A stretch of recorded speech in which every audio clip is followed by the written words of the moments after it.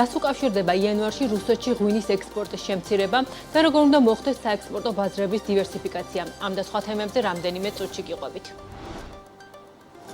ბოლო 5 წელში პირველად თურქეთიდან მედიკამენტების იმპორტი შემცირდა. იანვარში თურქეთიდან შემოტანილი მედიკამენტების ღირებულება 20 მილიონით 13 მილიონამდე შემცირდა. საჯარო სამსახურის ბიუროს ლიკვიდაცია 1 აპრილიდან განხორციელდება, ოცნებამ კანონს მხარი დაუჭირა. მეხობრელთა ასოციაციაში ელიერამ ქვეყანაში ყაზახური სუბსიდირებული ხორბლის შემოტანა ფქვილის ფასზე დამაბალანსებელ ეფექტს იქონიებს, რადგან რუსული ხორბლის ღირებულება იზრდება. იანვარში საქართველოდან შეერთებულ შტატებში საფრენი აპარატების ნაწილების ექსპორტი გაუთხმაგდა, გასულ თვეში ოკეანეს გაღმა $1,300,000 საფრენი აპარატების ნაწილები გაიგზავნა. მოგესალმებით, საქმის კურსი ეთერში აგრძელებს მუშაობას, მე ნინცა შუბაშვილი ვარ და ეკონომიკისა და ბიზნესის სიახლეების შესახებ გიყვებით. სოციალური საამართლიანობის ცენტრი შრომის ინსპექციას მოუწოდებს დაუყოვნებლივ შეამოწმოს რუსთავის მეტალურგიული ქარხანა საწარმოში არსებული პირობების შრომის კანონმდებლობასთან შესაბამისობის დადგენის მიზნით. როგორც ცნობილია, რუსთავის მეტალურგიული ქარხნის მხოლოდ სადნობის საამქროს დაახლოებით 300 თანამშრომელი 7 თებერვლიდან ქარხანასთან საჯარო პროტესტს გამოხატავს. საამქროში დასაქმებული პირები ითხოვენ ხელფასების ზრდას, გათავისუფლებული თანამშრომლების სამსახურში დაბრუნებას და სამუშაო პირობების გაუმჯობესებას. როგორც სოციალური საამართლიანობის ცენტრი განცხადებაში წერს, ადამიანის უფლებათა საერთაშორისო სტანდარტების თანახმად შრომის ანაზღაურება უნდა იყოს ღირსეული და სამართლიანი. ორგანიზაციის შეფასებით კი რუსთავის მეტალურგიული ქარხნის მხოლოდ სადნობის საამქროში დასაქმებული პირების შრომის ანაზღაურება ასეთი არაა. ჩვენ ბუნებრივად ვცდილობთ დავუკავშირდეთ როგორც კომპანიას, ასევე შრომის ინსპექციას და შესაბამისი ინფორმაციის მიღების შემთხვევაში შემოგთავაზებთ.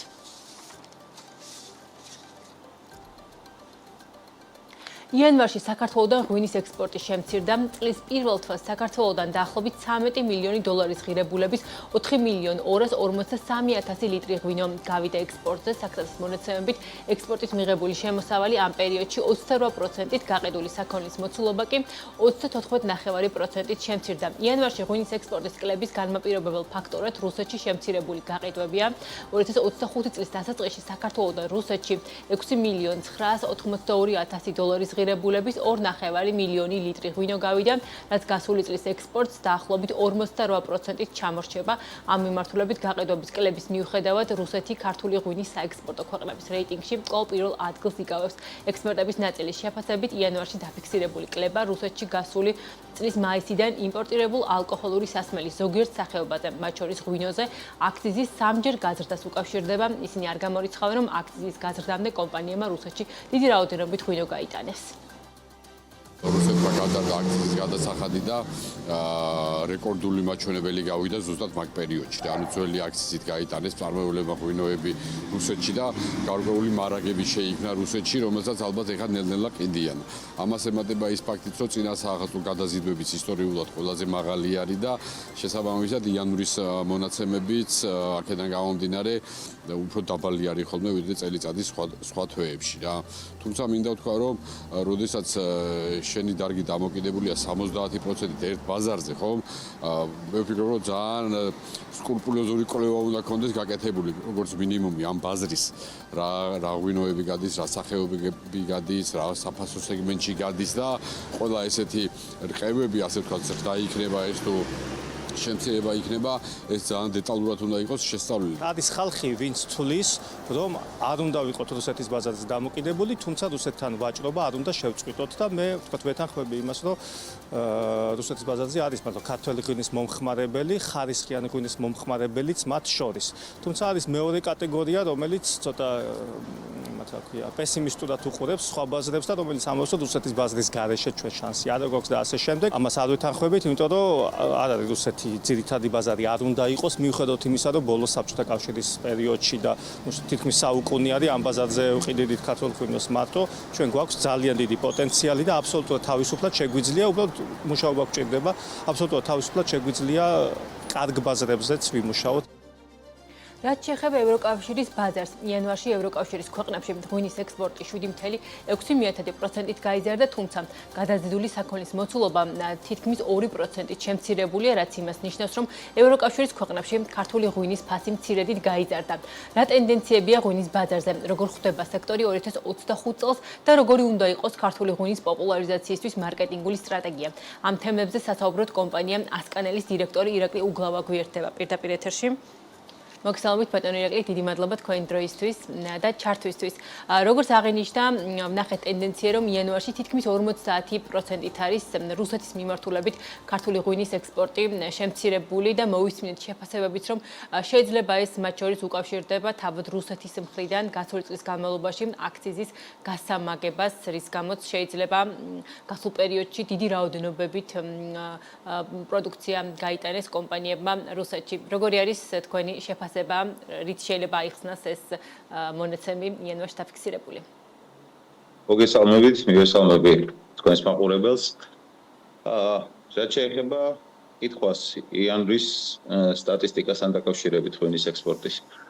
ვერ გავიზიარებ მოსაზრებას, რომ ეს დაკავშირებული შეიძლება იყოს შარშანდელ აქციზის დასთან, იმიტომ რომ აქციზი მოხდა 1 მაისიდან და აპრილის ჩათვლით გადაიტვირთა პრაქტიკულად თითქმის 80-90% მთელი წლის მოსალოდნელი გადატვირთვების.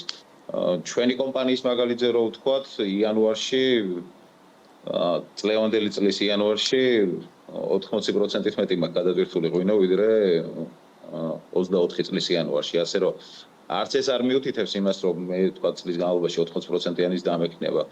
აქ უფრო იმასთან არის დაკავშირებული, რომ ახალ წელთან დაკავშირებით ზოგმა კომპანიამ მოასწრო გადატვირთვა, იქ ამინდია ლარსის თემები თამაშობს, არ გონია რომ ეგ რამე ბრწყინვალედიანი მაჩვენებელი იყოს. დინამიკაში იქნება შესახედავი ალბათ მთელი წელი 25-24-თან მიმართებაში. ცალკე ამოვარდნილად ერთი თვის განხილვა არ მგონია რაიმე იმის ანალიზის საშუალებას იძლეოდეს და დიდი ეჭვი მაქვს რომ არ არის, იმიტომ რომ რეალად აჩვენებს რომ 24 წელშიდაც ზრდა იყო ქართულ ღვინის გაყიდვების რუსეთის ბაზარზე 9%-იანი თანხმობრივად და 7%-იანი დაახლოებით მოცულობით ჭრილში, ესე იგი რაც გადატვირთეს თქვა ჩვენმა იმპორტერებმა 24 წელს ამ აქციზის ზრდის გამო მარაგები გაიკეთეს, ისინი რეალიზებულია პრაქტიკულად. აი ჩვენი კომპანიის მაგალითზე როგორც ვამბობ, გაშანთაშტერებით იანვარში მეტი მაქვს გაყიდვები, ასე რომ არაფერი ამოვარდნილად ერთი თვის შედეგებია, რომელიც ამით უკავშირდება ამ კონკრეტულ რაღაც დიდ კლიენტების შეკვეთებს, მსხვილი პარტნიორების შეკვეთებს რუსეთიდან. ჩემი მოსაზრება ეგეთია. რაიმე დიდი გავლენა არ ქონია. თქვენ აღნიშნეთ ბატონო ირაკლი, რომ ეს შეიძლება რაღაც ამოვარდნილი მაჩვენებელი იყოს, მათ შორის იმიტომ რომ რაღაც გარემო პირობების გამო წინა პერიოდში უფრო აქტიური იყო გადაზიდვა და ვერ იქნება ეს იმის რაც აუცილებელი მოლოდინი, რომ შეიძლება წელს შემცირდეს, ხო? რუსეთში ღვინის ექსპორტი.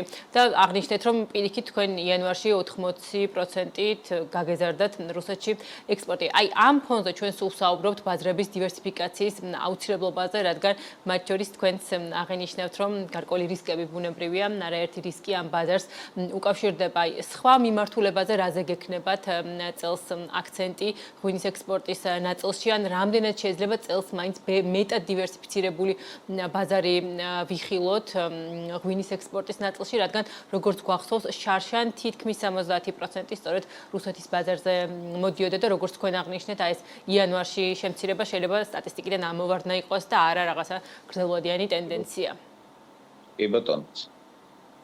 კიდევ გამეორებ, რომ იანვრის თემა ალბათ დინამიკის მაჩვენებელი ვერ იქნება მთელი წელზე პროექციას ვერ გავაკეთებთ და რა თქმა უნდა ჩვენთვისაც აჩვენებელია იმისი ამხელა კონცენტრაცია ერთ ბაზარზე, რომ დივერსიფიკაცია უნდა გაკეთდეს სხვა ბაზრებზე. ხა რაც შეეხება თვითონ ანალიზის სტატისტიკური გამოქვეყნდა პრინციპ სტატისტიკის სამსახურის მიერ, ჩვენ გვაქვს შიდა ინფორმაციაც ღვინის აგენტოდან მოწოდებული, რაც მახარებს ამ მიმართულებით ის არის, რომ ჯამული ხა 23 წელს რო შევადაროთ 24 წლის მონაცემები 23% შეადგენს 24 წელს, 18-დან 23%-მდე არის გაზრდილი პრიორიტეტული ბაზრების წილი მთლიან ექსპორტში. ვინ არის ეს პრიორიტეტული ბაზრები?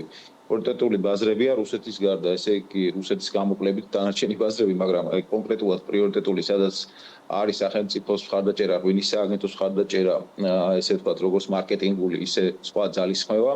ჩვენი არის პოლონეთი, ჩინეთი, ბალტიის ქვეყნები, სტაბილურად იზრდება ბოლო წლებია ამერიკის შეერთებული შტატები, გერმანია, იაპონია. ამ ქვეყნებიდან ეხა პრაქტიკულად პირველი ათეული ჩვენი ესე იგი იმპორტიორი ქვეყნების უბრალოდ ექსპორტს სადაც ვაკეთებთ ქართული ღვინისა მილიონ ბოძ ზემოთ არის და ნუ აი ინგლისის გარდა, გაერთიანებული სამეფოს გარდა პრაქტიკულად პოლონეთის, ჩინეთის, ბალტიის ქვეყნებიც, ამერიკის შეერთებული შტატები, გერმანია მილიონ ბოძზე ზემოთ პირველ ათეულში შედიან.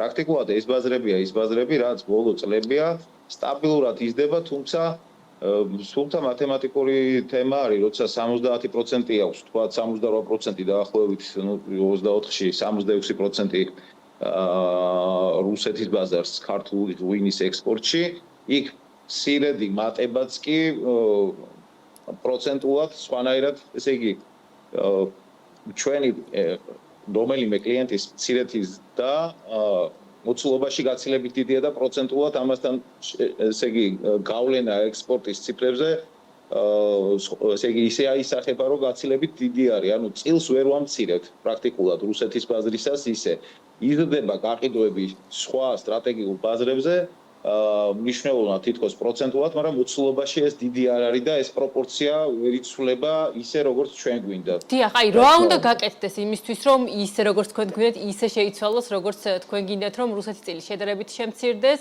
იმის ხარჯზე რომ გაიზარდოს თუნდაც სხვა პრიორიტეტული და სტრატეგიული ბაზრების წილი. ანუ რა უნდა გააკეთოს თქვენი შეფასებით ერთი მხრივ კომპანიებმა და მეორე მხრივ სახელმწიფომ, რომელიც როგორც ვიცით, წინა წლამდე რაღაც გარკვეულ მარკეტინგული აქტივობები ხორციელდება. რა არის აქ ამ შემთხვევაში უხეშად რომ ვთქვათ, მარტივად რომ ვთქვათ, კომპანიის პასუხისმგებლობა და მეორე მხრივ ღვინის ეროვნული სააგენტოს სახელმწიფოს პასუხისმგებლობა ამ ნაწილში იმისთვის, რომ კიდევ ერთხელ ვიმეორებ, როგორც თქვენ გინდათ, ასე ვთქვათ, ისე განაწილდეს, შემცირდეს რუსეთის წილი და გაიზარდოს სხვა ქვეყნების წილი საექსპორტო ბაზრებში.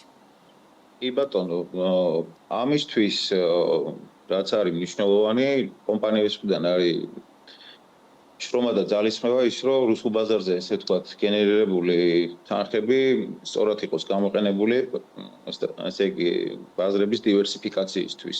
პრაქტიკულად ანალოგიური აქვს დამოკიდებულება სოფლის მეურნეობის სამინისტროს ქვეყნისა და მისი სახით ღვინის სააგენტოს, რომელსაც მხარდაჭერა გამოყოფილი აქვს პრიორიტეტული ბაზრები ქვეყნისთვის და როგორც დავასახელე, ამერიკის შეერთებული შტატები, გერმანია, პოლონეთი, ჩინეთი, იაპონია, კორეა ამ მიმართულებით არის კონკრეტული ბიუჯეტები მხარდაჭერის, რომელიც ჩვენ მაგალითად 2 წელია მშვენივრად გამოვიყენეთ ჩვენი პროდუქციის დივერსიფიკაციისთვის, მაგალითად ბრიტანეთის მიმართულებით, მაგალითად აი შარშან 5 ახალ ბაზარზე შევედით, სადაც არ ვიყავით, მათ შორის კორეა, დუბაი, მალტა, კანადა, ახალი პარტნიორები დავიმატეთ, ვთქვათ, ყაზახეთში, ჩინეთში, დიდ ბრიტანეთში, რომლითაც პრაქტიკულად სადაც გამოვიყენეთ ღვინის სააგენტოს მარკეტინგული პროგრამა, რომელიც გულისხმობს, რომ პრაქტიკულად ერთ ბოთლზე 2 ლარამდე მარკეტინგული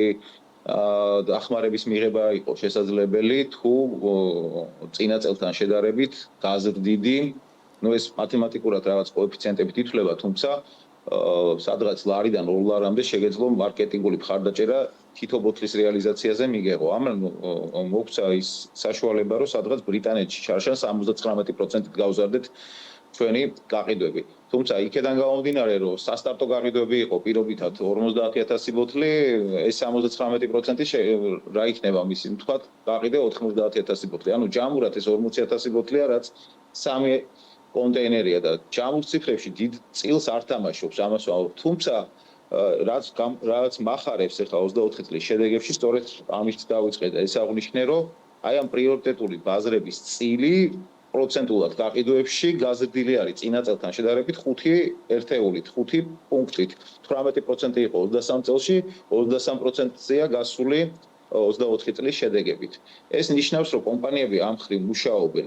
ჩვენ რეალურად უბრალოდ ჩვენ მუშაობას ხისიერი შედეგი ვერ ექნება, ხო? ბაზრებია, სადაც კონკურენციაა, ჩვეულებრივად მომხმარებელმა უნდა დააგემოვნოს შენი პროდუქტი, მიეჩიოს ესე ვთქვათ რაღაც მარკეტინგული მხარდაჭერა ჭირდება, დეგუსტაციები, სარეკლამო კომპანიები, აქციები, რომელსაც დროში აქვს შედეგი და პრაქტიკულად ჩვენ მაგალითად წინა პერიოდში 27 ქვეყანაში ვაკეთებთ ექსპორტს ჩვენი პროდუქტის. ეს ნიშნავს, რომ ჩვენი ძალისხმევა არსებობს, თუმცა ამ 27 ქვეყანაში